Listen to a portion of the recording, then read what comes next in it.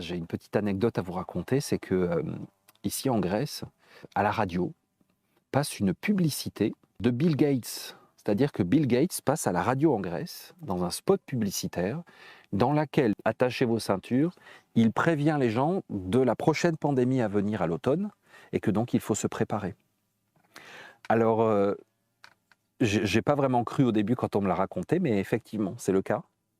Et j'en parlais aujourd'hui avec les abonnés qui participent à ce stage ici en Grèce avec moi. On était en excursion sur un site exceptionnel et on parlait de ça et puis on rigolait, on se disait c'est dingue maintenant.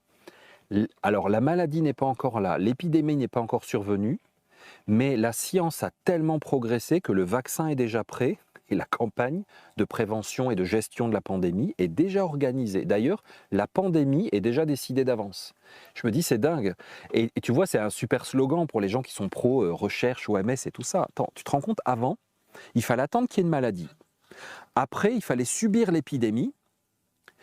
Après, donc, il fallait se rendre compte qu'il y avait des morts. Après, il fallait lancer des recherches. Et 15 ans après, on avait un vaccin. Parce que développer un vaccin, c'est très difficile. Parce qu'il y a beaucoup d'effets secondaires, beaucoup de systèmes immunitaires particuliers. Ça prend des années.